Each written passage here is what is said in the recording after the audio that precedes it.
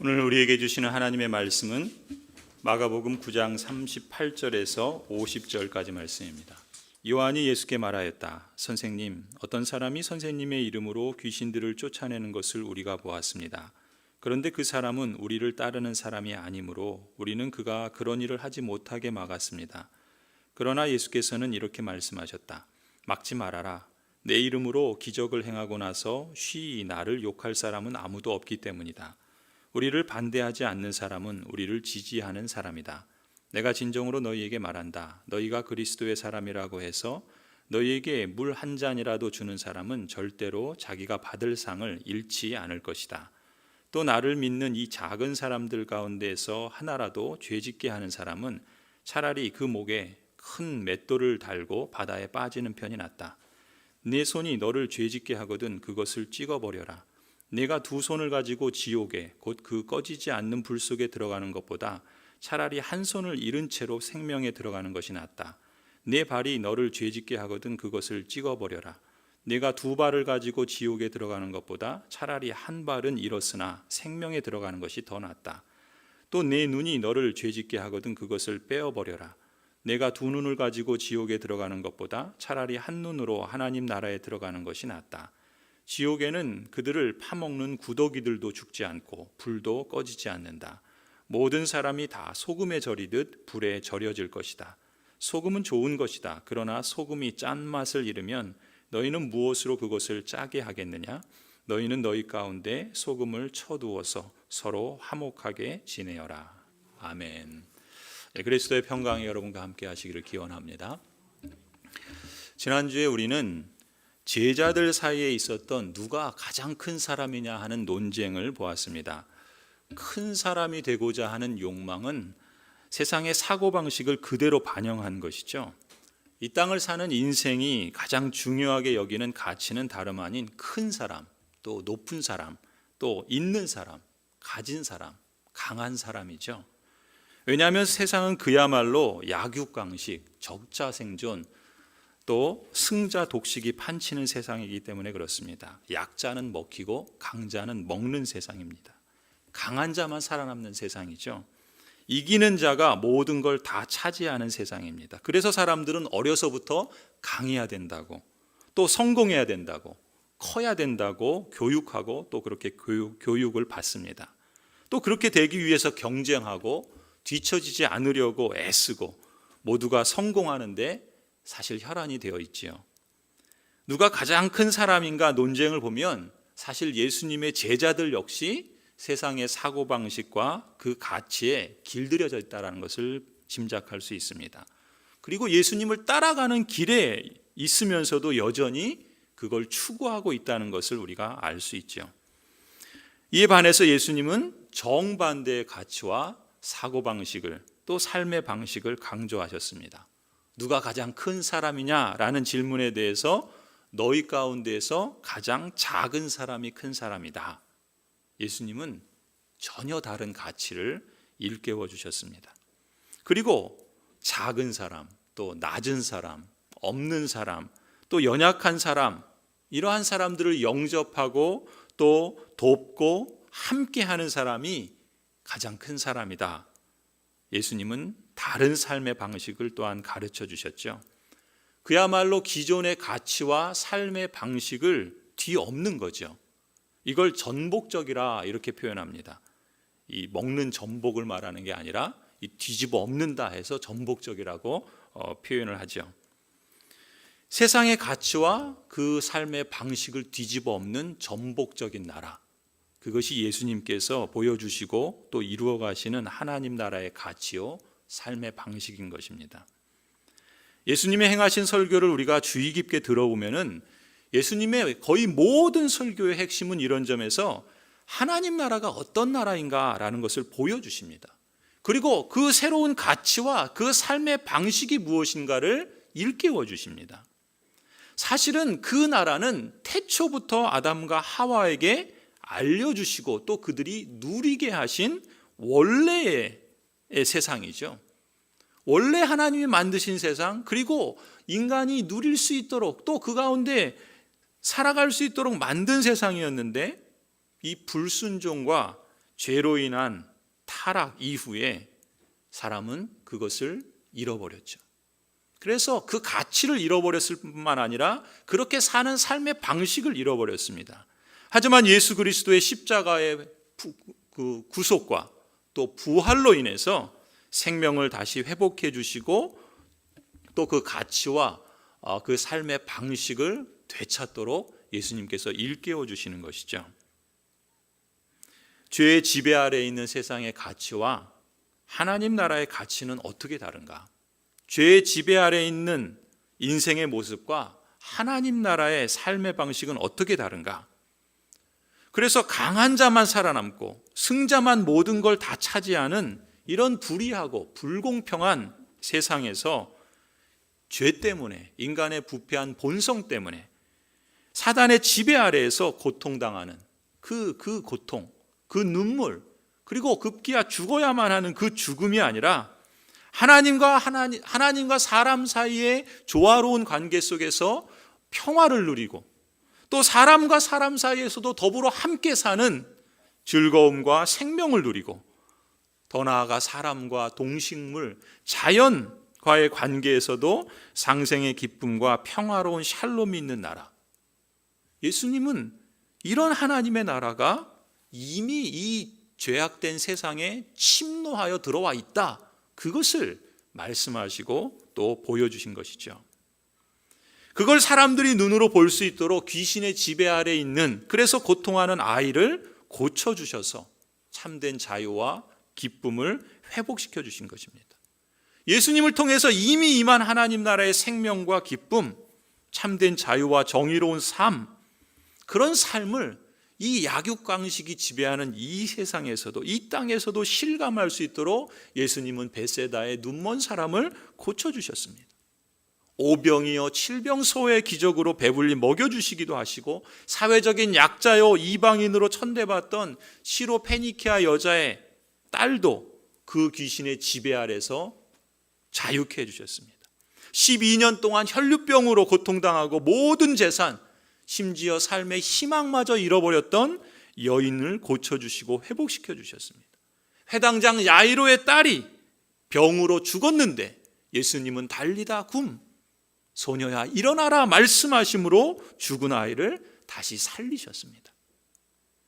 예수님께서 행하신 이러한 치유의 기적, 귀신을 쫓아내신 이 모든 사건들은 사실은 하나님 나라의 그 기쁨, 하나님 나라의 그 생명, 하나님 나라로 인해서 주시는 참된 자유, 평강, 샬롬을 이 땅에서도 미리 맛보게 하신 것이라는 뜻이죠.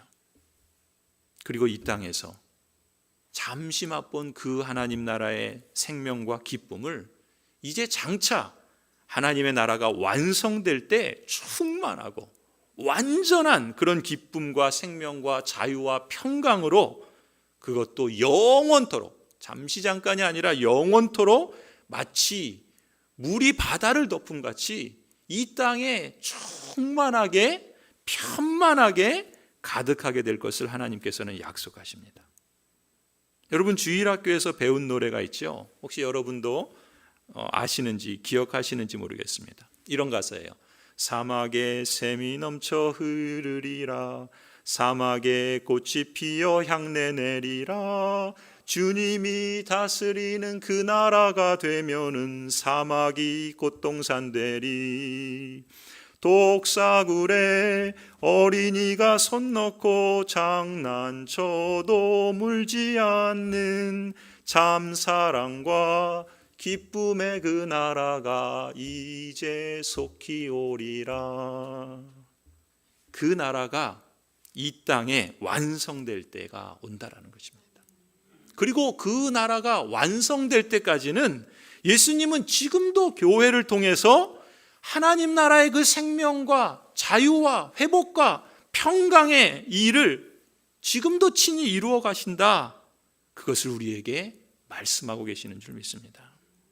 그래서 예수님께서는 그리스도를 따르는 제자들에게, 그리고 하나님의 언약 백성들에게 너희도 내가 행한 것처럼 하나님 나라를 증거하며 살아라. 이제까지 물들어 있던 세상의 가치를 벗어버리고 하나님 나라의 가치가 무엇인지 배우고 그걸 갈아입어라. 누가 큰가? 서로 다투고 경쟁하면서 뺏고 빼앗는 전쟁의 삶이 아니라 작은 사람, 없는 사람, 낮은 사람, 연약한 사람 영접하고 돕고 함께하는 삶을 추구해라. 하나님 나라의 가치와 삶의 방식을 실천하는 사람이 진짜 큰 사람이다.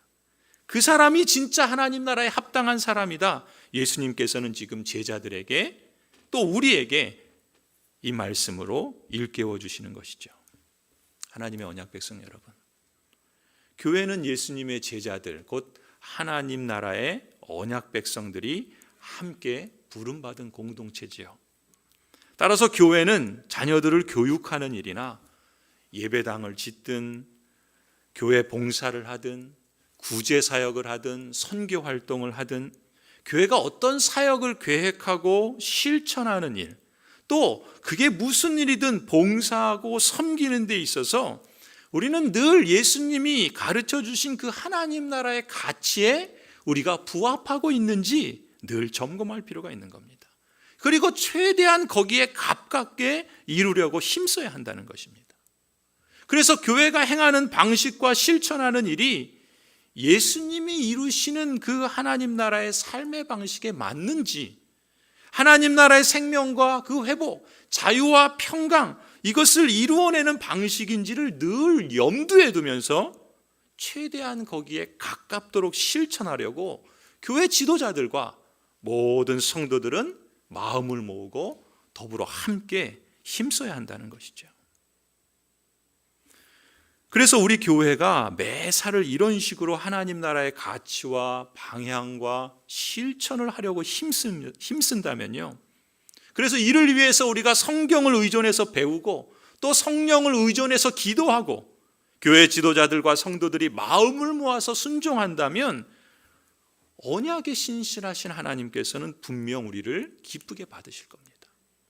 아니, 그뿐만 아니라 우리 교회와 여러분에게, 또 우리 교회를 통해서 우리 마을에게도 복을 주실 줄 믿습니다. 이것이 하나님이 일하시는 방식인 거예요.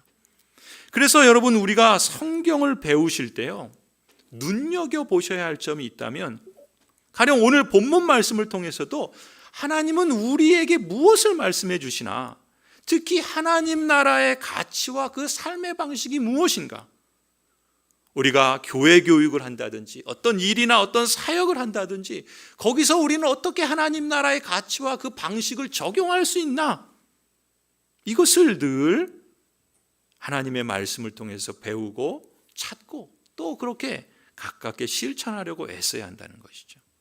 그건 교회 생활만이 그런 것이 아닙니다. 가령 우리의 가정에서도 그렇죠. 일터도 마찬가지입니다. 우리의 일상생활에서 나는 어떻게 하면 하나님 나라의 그 가치와 삶의 방식을 적용하면서 살아야 되나, 이런 점을 늘 염두에 두고서 설교를 듣고 또 하나님의 말씀을 배우려고 힘쓸 수 있기를 바랍니다.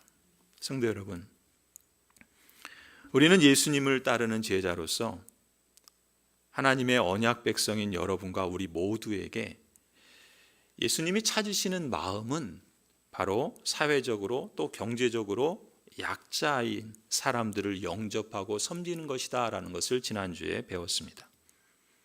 그리고 오늘 본문을 보시면 계속해서 우리가 예수님을 따르는 제자로서 엄중하게 따라야 할 중요한 실천에 대해서 오늘 예수님은 세 가지 교훈을 덧붙여 말씀해 주십니다.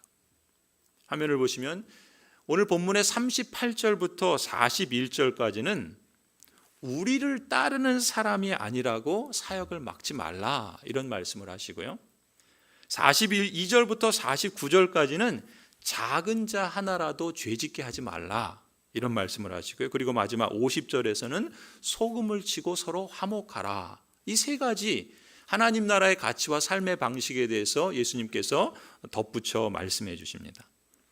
오늘 설교 제목은 사실 이 중에 세 번째 교훈을 했는데, 당초 계획은 제가 이 세 가지를 다 설교하려고 했는데 시간을 고려해서 오늘은 첫 번째 교훈만 설교하고 나머지 둘은 다음 주에 설교하려고 합니다. 먼저 여러분 38절을 보시면요, 38절에 어떤 사람이 예수님의 이름으로 귀신들을 쫓아내는 것을 제자들이 보았습니다. 여기서 예수님의 이름으로 귀신을 쫓아내는 것은 이미 임한 하나님의 나라, 예수 그리스도를 통해서 이 땅에 이미 임한 하나님의 나라를 증거하는 행위라고 볼 수 있어요. 그런데 그 일을 한 사람이 누구였냐면 기존의 12 제자들, 그리고 조금 더 넓은 한 70여 명의 그 예수 그리스도를 따르는 제자들, 이 예수님을 직접적으로 따르는 그 제자들 그룹에 속해 있는 사람이 아니었던 것 같아요. 그래서 더 이상 예수님의 이름으로 귀신 쫓아내는 일을 하지 말라고, 그가 우리를 따르는 사람이 아니라는 이유 때문에 못하게 막았다고 예수님의 제자인 요한이 예수님께 보고하는 겁니다. 그게 38절이에요. 그러자 예수님이 어떻게 합니까? 39절에 보니까 단호하게 말씀하세요. 막지 마라. 막지 마라. 단호하게 말씀하십니다. 우리를 따르는 사람이 아니라고 이 일을 못하게 막지 말아라 말씀하신 겁니다. 여러분, 이 말씀은요, 초대교회가 형성되는 초기에는 대부분의 신자들이 유대인 그리스도인이었습니다. 유대인 신자들, 유대교에서 개종한 그리스도인이라 말할 수 있어요. 그런데 여러분 아시는 것처럼 유대인들은 어떻습니까? 종교적으로 또 문화적으로, 종교 문화적인 이유에서 사마리아 사람들이나 이방 사람들에게는 거리 두기를 했던 사람들이에요. 그렇지 않습니까? 그런데 복음이 여러 지역으로 증거되면서 사마리아인 가운데 또 이방인들 가운데 회개를 하고 그리스도인으로 회심하는 일들이 벌어졌잖아요. 그래서 교회 공동체 안으로 들어온 겁니다.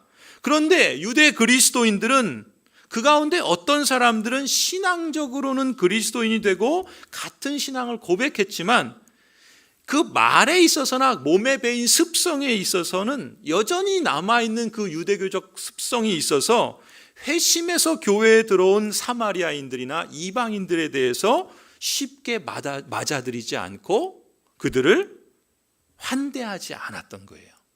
왜냐하면 그게 익숙했기 때문에.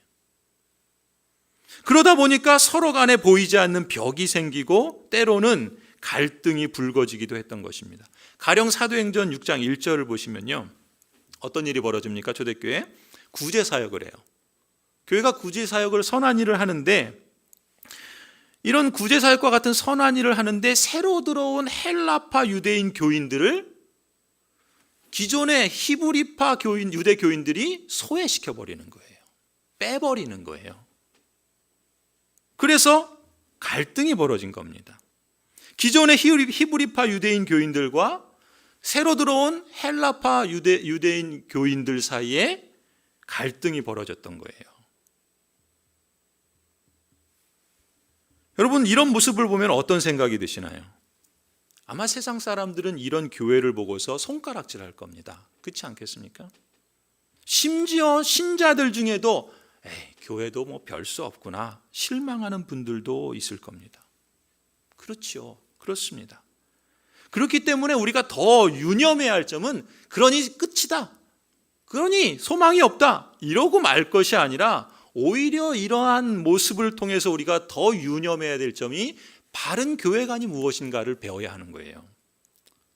성도 여러분, 우리가 지난주에 교독했던 제네바 교리문답 99문에 보시면요, 우리 지난주 주보에 있는데 한번 화면을 보시면 제네바 교리문답 99문에 보면 이렇게 질문합니다. 그러면 당신이 교회에 관하여 말하는 이 거룩함은 현재 완전한 것입니까?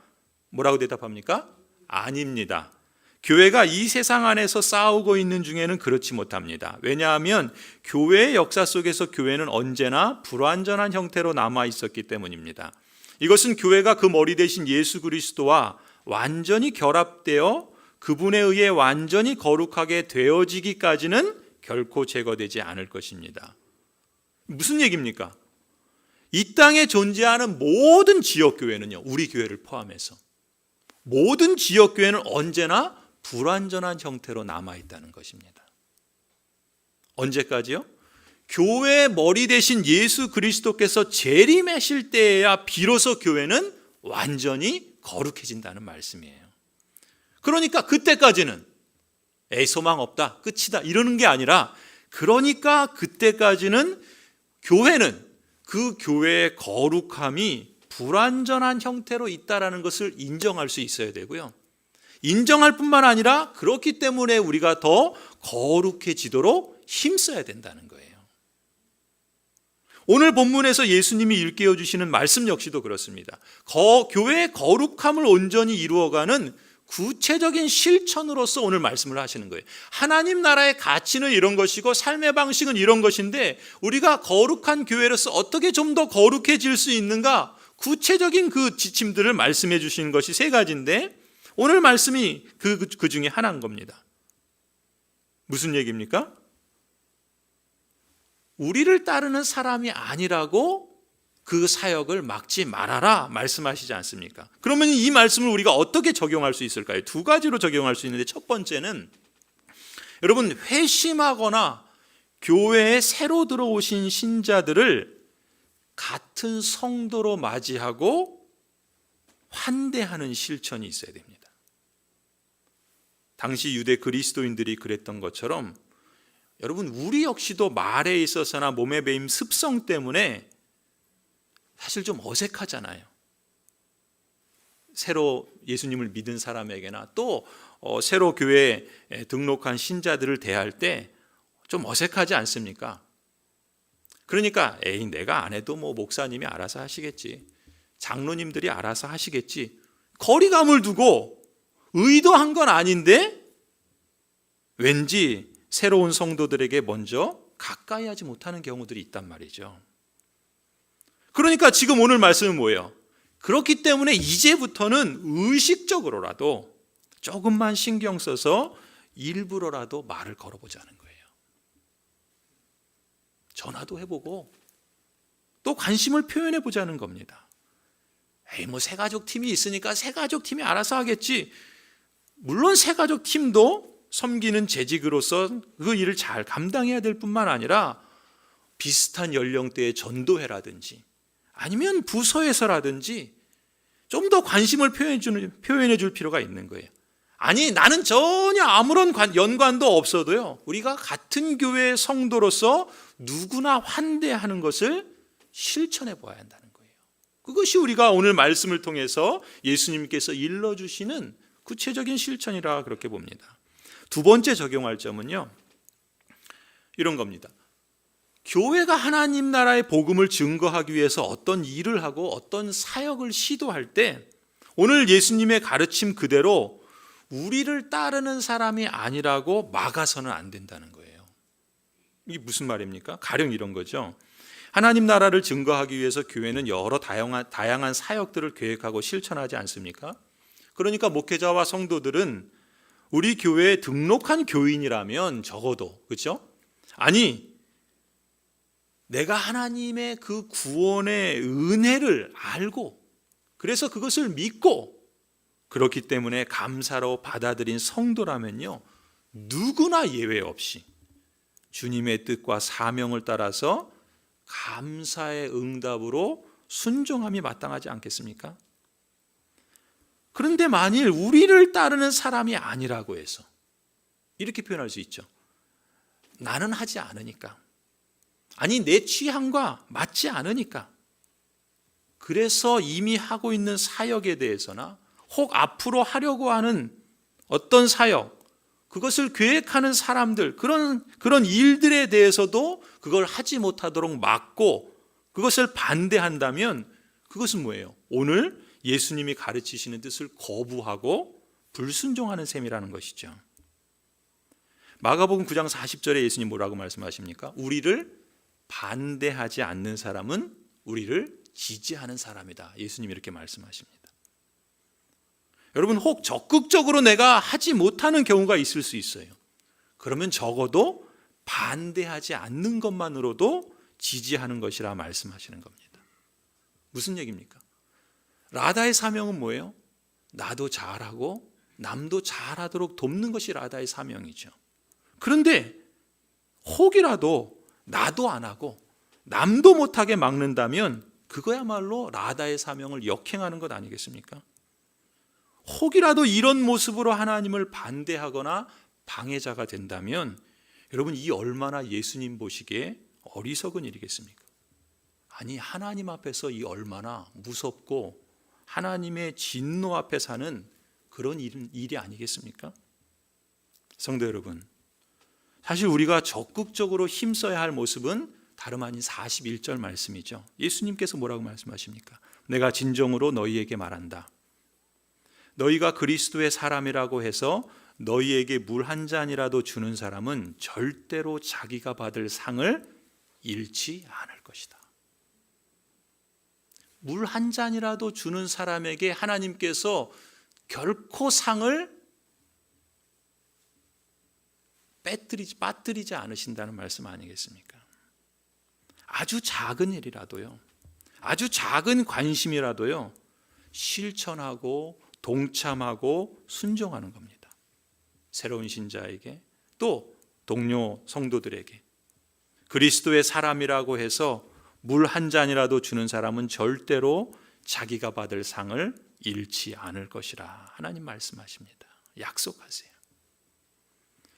또 예수님께서 요한복음에서 이렇게 친히 말씀하셨죠. 이제 나는 너희에게 새 계명을 준다. 서로 사랑하여라. 내가 너희를 사랑한 것 같이 너희도 서로 사랑하여라. 너희가 서로 사랑하면 모든 사람이 그것으로써 너희가 내 제자인 줄을 알게 될 것이다. 우리가 서로 사랑하는 것이 새 계명이다 말씀하시고, 그 새 계명을 통해서 우리가 실천하고 순종할 때 우리가 예수 그리스도의 진정한 제자다라는 것을 사람들이 알게 될 것이다 라고 말씀하시는 거죠. 빌립보서 2장에서는 또 하나님께서 이렇게 말씀하십니다. 여러분은 같은 생각을 품고 같은 사랑을 가지고 뜻을 합하여 한 마음이 되어서 내 기쁨에 넘치게 해 주십시오. 무슨 일을 하든지 경쟁심이나 허영으로 하지 말고 겸손한 마음으로 하고 자기보다 서로 남을 낮게 여기십시오. 또한 여러분은 자기 일만 돌보지 말고 서로 다른 사람들의 일도 돌보아 주십시오. 성도 여러분, 이렇게 성도들끼리 서로 환대하고 또 그리스도의 뜻과 말씀을 따라서 더불어 함께 봉사하고 섬긴다면 이것이야말로 하나님 나라의 가치를 실천하는 순종이 아니겠습니까? 또 예수님이 하신 것처럼 하나님 나라가 여기에 있다, 바로 그것이 실제적인 증거가 되지 않겠습니까? 우리 안에 이런 분위기와 또 이런 실천들이 좀 더 확대될 때마다 우리 자신뿐만 아니라요, 이웃의 마을 사람들로부터 고향제일교회 성도들은 참 그리스도의 제자다라고 하는 인정을 받게 될 줄로 믿습니다. 무엇보다 약속대로 이루시는 하나님께서 말씀하신 대로 넘치는 상급을 우리에게 주실 줄로 믿습니다. 올해 우리의 그 표 주제 말씀처럼 우리를 사랑하시고 은혜로 영원한 위로와 선한 소망을 주시는 하나님 우리 아버지와 우리 주 예수 그리스도께서 친히 여러분의 마음을 격려해 주시고 모든 선한 일과 말에 굳세게 해 주시기를 간절히 축원합니다. 기도하시겠습니다.